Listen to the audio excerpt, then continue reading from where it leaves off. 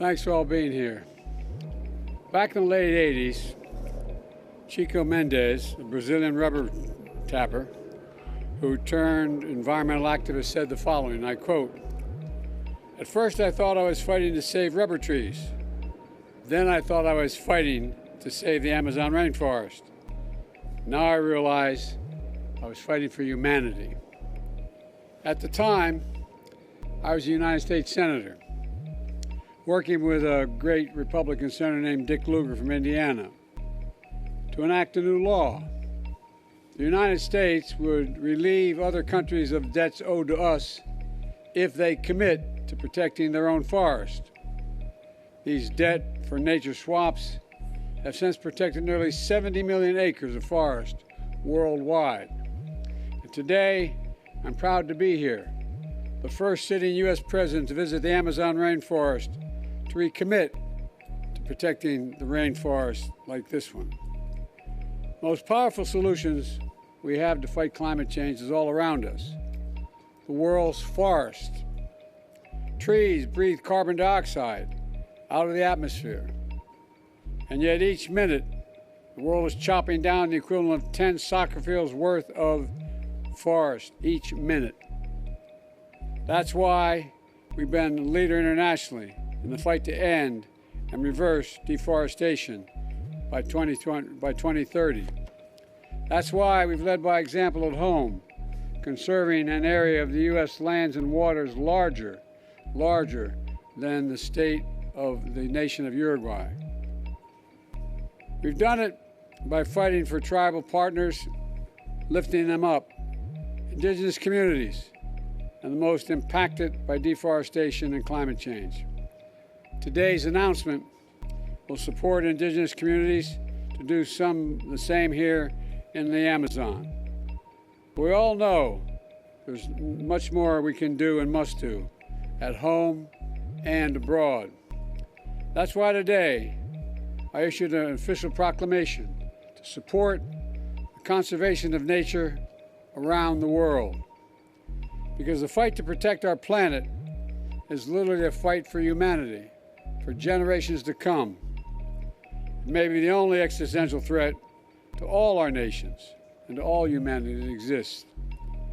With today's proclamation, I'm proud to announce, first, the United States Development Finance Corporation will mobilize hundreds of millions of dollars in partnership with a Brazilian company to reforest the Amazon. Second, we're launching a Brazil Restoration and Bioeconomy Finance Coalition to mobilize at least $10 billion by 2030 to restore and protect 20,000 square miles of land. And third, I'm announcing an additional $50 million to the Amazon Fund that's already given $50 million. Fourth, we'll provide the funding to help launch President Lula's important new initiative, the Tropical Forest Forever Fund. It's in the interest of all of us. The United States benefits from that as much as any other country does, including here in Brazil. I'm also so proud to support bipartisan legislation to launch a new foundation for international conservation that would leverage public funds to mobilize billions more in private capital. The fight against climate change has been a defining cause of my presidency. My administration first rejoined the Paris Agreement on climate change. We've launched a 150-nation-strong global methane pledge. We delivered a record climate financing to developing countries. We pledged that we would deliver $11 billion per year by 2024. I'm pleased to announce today that we not only kept that promise, we've surpassed it. Back home, I signed the most significant climate change law in history, a law that positions us to cut carbon emissions in half by 2030.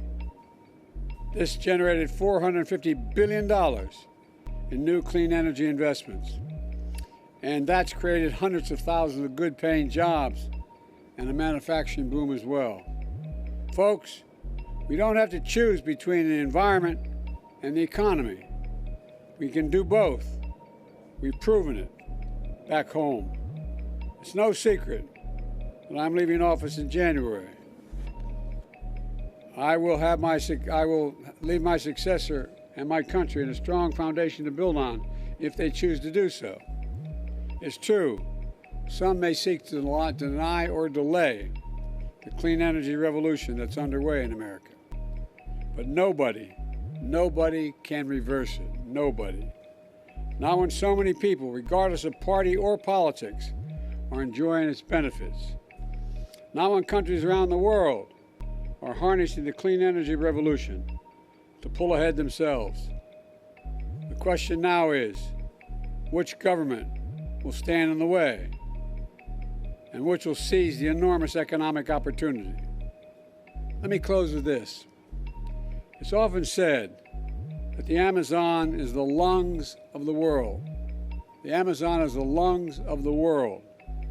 But in my view, our forests and national wonders are the heart and soul of the world. They unite us, they inspire us, they make us proud of our countries and heritage. A bridge to the past and to our future. A birthright we pass down from generation to generation. The Amazon rainforest was built up over 50 million years. 50 million years. History is literally watching us now. So let's preserve this secret place for our time and forever, for the benefit of all humanity. Thank you very, very much.